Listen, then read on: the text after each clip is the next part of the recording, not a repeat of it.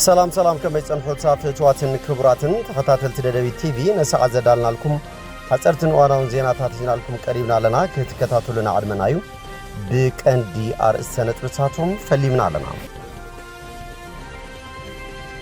قدامي منستر ابي احمد عمتاو صبصاب بريزيدنت غزياو محدار تግራይ ሌተናንት ጀነራል ታደሰ ወረደ ተቀበሉ ከምዘተ ተገሊጾ ቤት ምኽሪ ከተማ አድዋ ካብ ሕጂን ደሓር ትግራይ በግዚያው መምሕዳር መምራሕ ጽንተት ህዝብ ምንዋሕ ስለዝኾነ ምን ሰላም ተባሂሉ ተጠዊሉ ጸንሐ 2.7 ሚሊዮን ህዝብ ዝመረጾ ቤት ምኽሪ ክልልን መንግስትን ትግራይ ናብ ንቡር ቦቱ ይመለስ ዝብል ብሙሳን በሙሉ ድምጺ አጽዲቆም ፖሊስ ፌደራል አበሽር እንዳስላሴ አበቀይድ ዘእቶም ሓደገኛ ሰጋገርት ሰባት መዘራረብ ኮይኖም ህዝብን መምሕዳርን ወረዳ ራያ አላማጣ ንሰራዊት ትግራይ ንሞዓል በዓል ትንሳኤ 4 ውዕርን 4 ጤልን አበርኪቶም ጽምብል ርብዕ ክፍለ ዘመን ምስረታ ማህበር እኖታት ንእኖታት ተኸቢሩ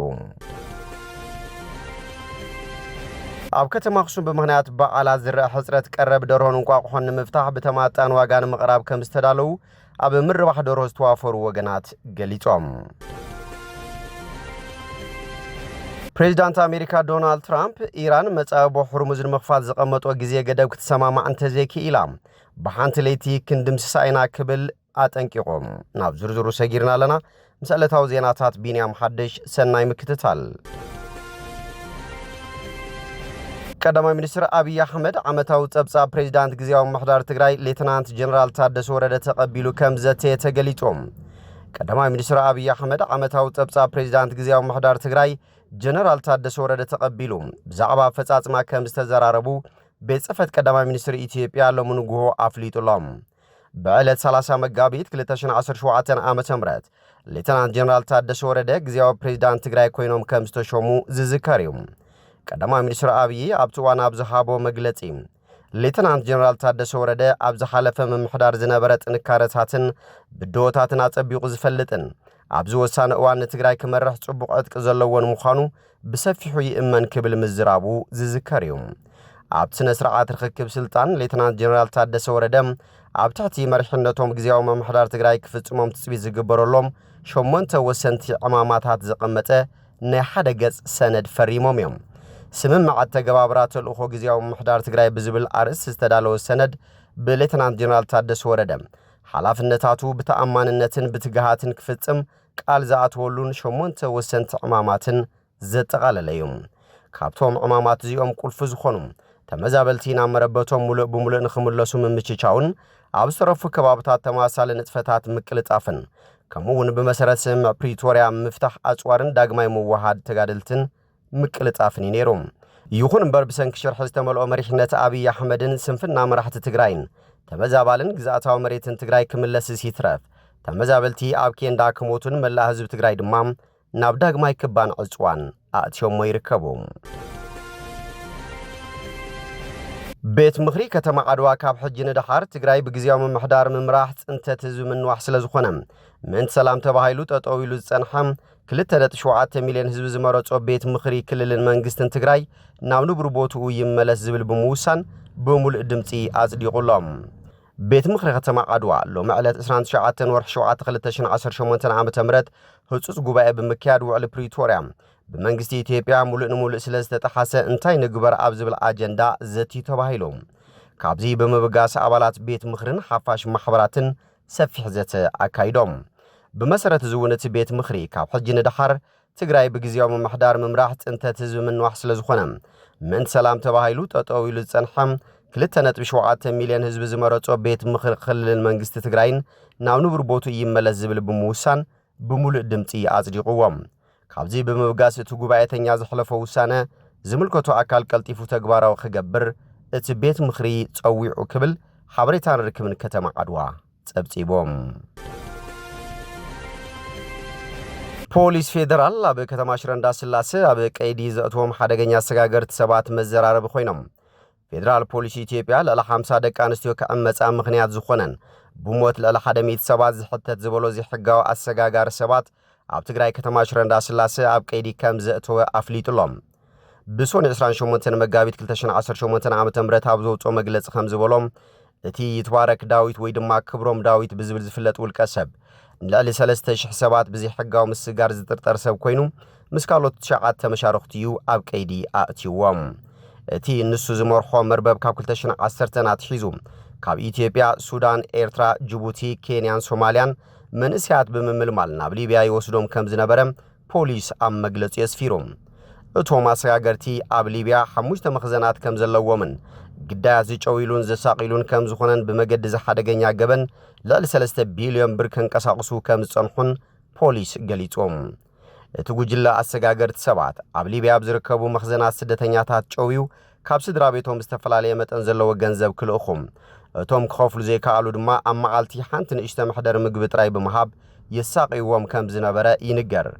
ብተወሳኺ እቶም ክኸፍሉ ዘይከኣሉ ኣእዳዎምን ኣጋሮምን ብጎማ በትርን ገመድ ኤሌክትሪክን ብምእሳርን መዐሸግ ማይ ወይ ከዓ ፕላስቲክ ብምቅጻል ኣብ ኣካላቶም ብምፍሳስን ልዑል ስቅያት ከም ዘውርድሎምን ፖሊስ ገሊጾም ምርመራ ፖሊስ ከም ዘመልከቶ ተግባር ናይቲ ጉጅለ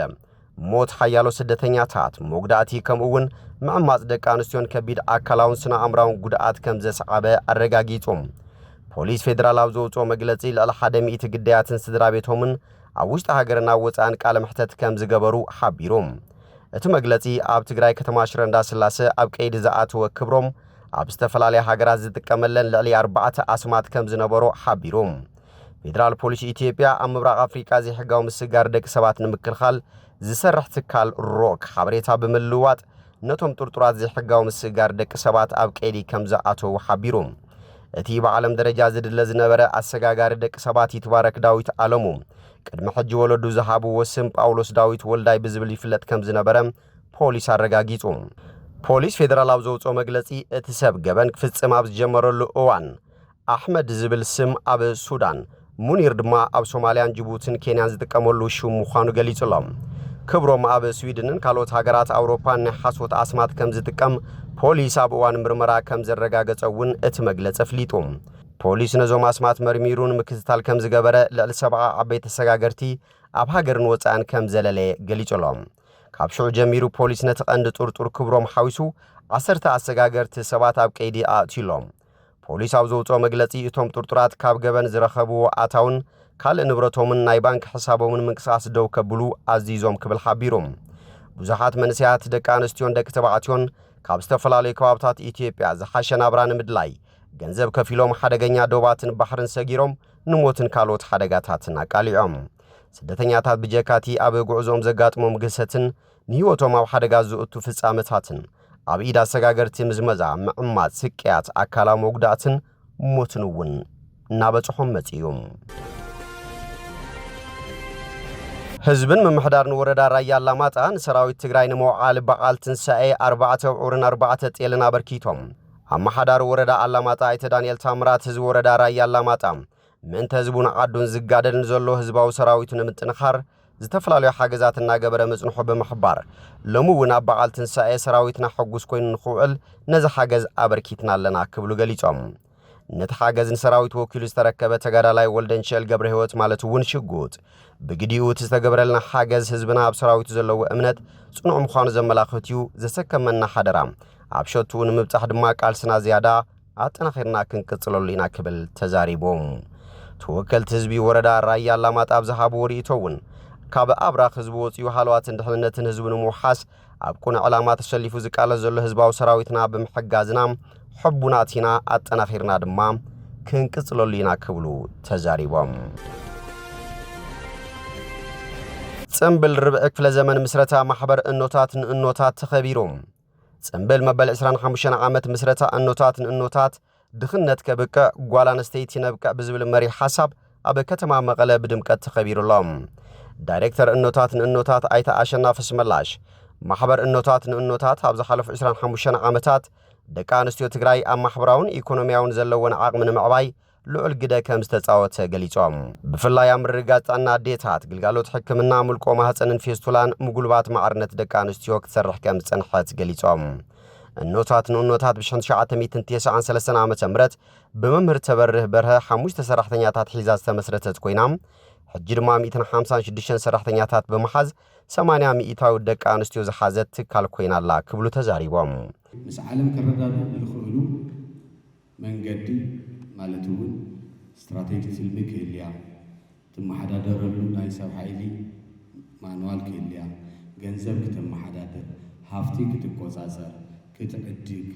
ኩሉ ምስ ዓለም ከረዳዱ ዝኽእል ሰነዳት ክህልያ ብምግባር ንተኣተየሉ ተራብዓይ ምዕራፍ ተህዝለልናሉ ብጣዕሚ አስቸጋሪ ልበሃል ምዕራፍ ካብቲ ናይ ዴቨሎፕመንት ስራሕቲ ንሕና ናይ ሰላም ስራሕቲ ልበሃል ማሕበር ንውታት ቅድሚ ጥቅምቲ 24/9/2013 ናይ ሰላም ልበሃል ፕሮጀክት ወይ ስራሕ ደይሩና ይፈልጥ ጎዳእቲ ልምድታት እንትኩለና ንፈልጦ ትሕቲ ዕድመ መርዓ ዓንቀር ምኽላ ግርዛት ደቂ ኣንስትዮ ልኡሉ ጎዳእቲ ልምድታት ክስተኻኸሉ ክእረሙ ክመሃሩ ብዙሕ ፃዕሪ እናተገበረ መፅኡ እናተሰርሐሉ መፅኡ ብዙሕ ለውጢ ውላ ረኣና መፂና ኢና ኣካቢት ቦርድ ማሕበር እኖታት ንእኖታት ወይዘሮ ብርሃን ሓብቴ ደቂ ኣንስትዮ ኣብ ሞያ ስርዓተ ምግቢ ጥዕናን ትምህርትን ህንፀት ሰላምን ዘለዎን ዓቕሚ ብምዕባይ ዓርሰን ክኢለን ናብረአን ክመርሓ ዓብዪ ስራሕቲ ከም ዝተሰርሐ ገሊፀን ሕጂ ጽንበር ርብዒ ፍለ ዘመን እንትነኸብር ድማ ኣብ ቀጻሊ ብዝበለጸ ስራሕ ንምስራሕ ቃል ኪዳን እናኣስረሉ እዩ ክብላ ገሊፀን ኣብ ስነ ምግብን ኣመጋገባን ህፃናት ኣዴታትን ኣብ ትምህርትን ብቅዓትን ደቂ ኣንስትዮ ኣብ ማሕበራዊ ተሓታትነት ኣብ ህንፀት ሰላም ካልኦት ኣተኲራ እናሰርሐት ደሚቓ ኣብዚ ብርኪ ብምብፅሓ ዘላኒ ዕግበት ብሽመይን ብሽም ኣመራርሓ ቦርድ ኖታት ክገልጽ ይፈቱ ዝኸበርኩምን ዝኸበርክንን ማሕበር ኖታት ኣብዘን 25 ዓመታት መናእሰይ ደቂ ኣንስትዮ ዓርሰን ክኢለን በቂዐን ስድረአን ዝመርሓ ዓቕሚ ክረኽባ ብስልጠና ቅዲ ክዳን ብሞያ ስፌት ዘመናዊ መኪና ብሞያ ስርዓት ንግዲ ምስሳን ሃፍትን ብሞያ ሰራራሓ ምግብን መበፀጊ ምግብታት በለስን ተዛመድቲ ምግብታትን ብሞያ ኣሰራራሓ ኣቀማመማ ፋፋ ንህፃናትን ናዴታትን ወዘተ ብምብቃዕን ንስራሕ ብመጀመሪ በጀት ብምሃብ ኢኮኖሚያዊ ዓቕመን ኣብ ምዕባይ መጠነ ሰፊሕ ዝኾነ ስራሕ ክትዓምም ዝኽኣለት ብሳላ ትካላዊ መስርሕን ሳይንሳዊ ኣሰራርሓ ምዃና ክዝንጋዕ የብሉን ካብቶም ትካላዊ መስራሓት ሓደ ንመመስረቲ ጽሑፍን ሕገ ደንብን ኣዋጅን መሰረት ገይራ ዝምራሕ ኣመራርሓ ቦርድ ስለ ዘሎ እዩ ዝለዓለ ስልጣን እቲ ገባሪ ሰናይ ጠቕላላ ጉባኤ እንትኸውን ኣብቲ ጉባኤ ዝተመረፃ ኣመራርሓ ቦርድ ድማ ዝለዓለ ኣመራርሓ ምዃነን ብኣዋጅ ዝተዋሃበ ስልጣን እዩ ሓላፊት ጉዳይ ደቂ ኣንስትዮ ትግራይ ወይዘሮ ኪሮስ ሓጎስ ጽምብል ምስረታ እኖታት ንእኖታት ምኽንያት ብምግባር ኣዴታት ንዝገበርኦ ኣስተዋጽኦን ክብሪ መሃብ የድሊ ክብላ ገሊፀን ኩለን ኣዴታት ንዝገበርኦ ኣበርክቶ ክብሪ ይግብአን እዩ ዝበላ ወይዘሮ ኪሮስ ደቂ ኣንስትዮ ትግራይ ድማ ንብሔራዊ ክብረን ክብላ ምስ ደቂ ተባዕትዮ ኣሕዋተን ዋጋ ዝኸፈላ ብምዃነን ፍሉይ ክብሪ ይግብአን ኢለን ክብሪ ደቂ ኣንስትዮ ሓንቲ መዓልቲ ጥራይ ንዝክሮ ዘይኮነስ ኩሉ ግዜ ብምዝካር ደቂ ኣንስትዮ ኣብ ወለዶታት ናይ ኣተሓሳስባ ለውጢ ንምምጻእ ክንሰርሓሉ ኣለና ክብላ ገሊፀን ነዚ ምኽንያት ብምግባር ብሰላማዊ መንገዲ ዶ ናብ መረበትና ንምለስ ንኸውን ብዝብል ኣብ ኬንዳ ሓሳረ መከራ ዝሪኣ ዘለዋ ደቂ ኣንስትዮን ምእንተ ትግራይ ከላሽን ተሓንጊጠን ሰላም ህዝበን ዘኽብራ ዘለዋ ክብሪ ይግበአን ክብላ እውን ተዛሪበን እሞ መዓልቲ ኖታት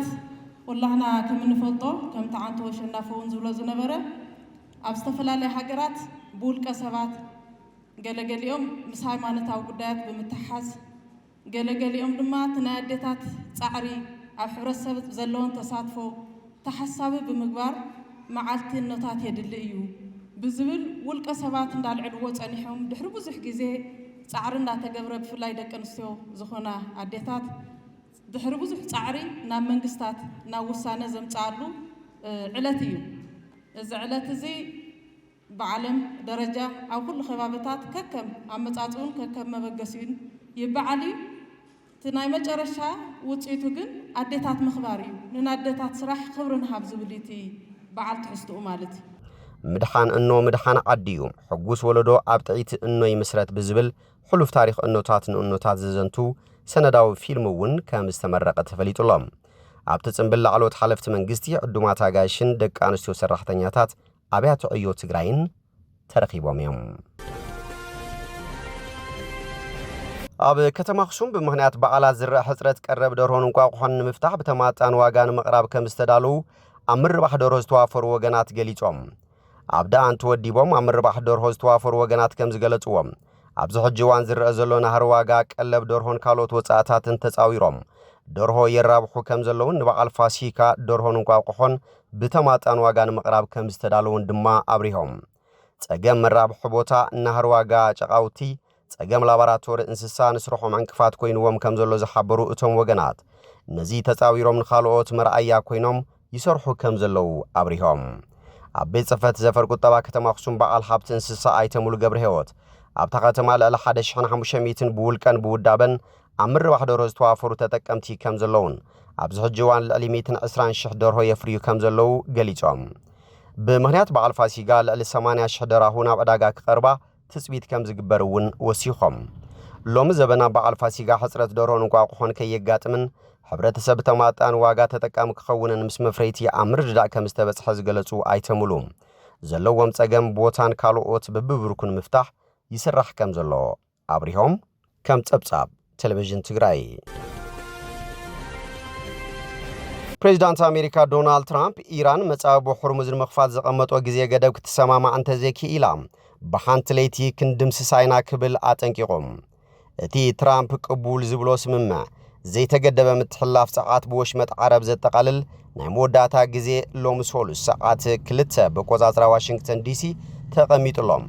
ትራምፕ ኣብ ዋይት ሃውስ ኣብ ዝሃቦ መግለጺ ርስዓውያን ዝበሎም መራሕቲ ኢራን ብጽቡቕ ድሌት ይዘራረቡ ከም ዘለዉ ከም ዝኣምን እኳ እንተተዛረበ ውጽኢቱ ግን ርግጸኛ ከም ዘይኮነ ገሊፆም። ኢራን ነቲ ግዜያዊ ተኹሲ ደው ምባል ዘብል እማመታት ብምንጻግ ኣብ ክንዱ እቲ ግጭት ንሓዋሩ ደው ክብልን እገዳ ክለዓልን ጸዊዓ። ትራምፕ ኣብ ጎኒ ኣቦ መንበር ጠቕላላ ሓላፊ ስታፍ ጀነራል ዳን ኬንን ጸሓፊ ምክልኻል ፒት ሄግሰትን ኮይኑ ዝሃቦ ጋዜጣዊ መግለጺ ሓይልታት ኣሜሪካ ንኽልተ ኣብረርቲ ናይታ ኣብ ደቡባዊ ኢራን ዝወደቐት ነፋሪት ውግእ F-15 ብዓወት ድሕሪ ምድሓኖም ድሕሪ ሒደት መዓልታት እዩ። ዝበዝሕ ክፋል መደረ ትራምፕ ነቲ ጅግንነታዊ ክብል ዝገለጾ ስርሒት ምድሓን ፓይለት እታ ነፋሪት ዘመጉስ ክኸውን እንከሎ መጻበ ሕርሙዝ ክሳብ እቲ ናይ ሰሉስ ናይ መወዳእታ ግዜ እንተዘይተኸፊቱ ግን ኣሜሪካ ኣብ ልዕሊ ትሕተ ቅርፂ ጸዓትን መጓዓዝያን ኢራን መጥቃዕቲ ክትፍጸም ከም እትኽእል ዝሃቦ መጠንቀቕታ ደጊሙ ገሊጹሎም። ንብምልእቲ ሃገር ኣብ ሓደ ለይቲ ክንድምስሳ ንኽእል ኢና፣ እታ ለይቲ ድማ ጽባሕ ምሸት ክትከውን ትኽእል እያ ክብል ብሶኒ ገሊጹ ነይሩ። እቲ ናይ መወዳእታ ግዜ ምስ ሓለፈ ኢራን ናብ ዘመነ እምኒ ክትምለስ እያ ክብል እውን ትራምፕ ወሲኹ ገሊጹ ነይሩ እዩ። ድልድል ኣይክህልዎምን እዩ፣ መመንጨዊ ሓይሊ ኤሌክትሪክ እውን ኣይክህልዎምን ኢሉ። ኢራን ኣቐዲማን ጠለባት ኣሜሪካ እኳ እንተነጸገቶ ትራምፕ ግን ብሰንኪ መጥቃዕቲ ኣሜሪካን እስራኤልን ዝተፈላለዩ መራሕቲ እቲ ሃገር ድሕሪ ምቕታሎም ኢራን ብጽቡቕ ድሌት ትዘራርብ ከም ዘላ ትስፉ ምዃኑ እዩ ገሊፆም። ኣብ ዝኾነ ይኹን ዘተ ብዘየቐዲሙ ዝግበር ምቁራጽ ተኹሲ ትርጉም ዘለዎ ምዕባለ ክብጻሕ ተኽእሎ ከም ዘይብሉ ሓደ ምስቲ ዝግበር ዘሎ ዝርብ ቅርበት ዘለዎ በዓል ስልጣን እቲ ዞባ ገሊጹሎም። እቲ ብምኽንያት ተሃዋስነት እቲ ጉዳይ ስሙ ክዕቀብ ዝሓተተ በዓል ስልጣን ምቁራጽ ርክባት ኣብ ዘለወሉ ካብ እንዳብን ሰበስልጣን ኢራን መልእኽቲ ብቕልጡፍ ንምብጻሕን ኣጸጋሚ ስለ ዝኾነ እቲ ዝርርብ ዝተሓላለኸ ምዃኑ ገሊጹ እዮም። እምበር ከስፍትዋትን ክቡራትን ተኸታተልቲ ደደቢት ቲቪ ነሰዓት ዘዳልናልኩም ዜናታት ነዚኦም ይመስሉ። ስለ ትምክትታልኩም ኣመስጊና ብኻልኦት ክሳብ ንራኸብ ሰሰናይ ንዓኹም።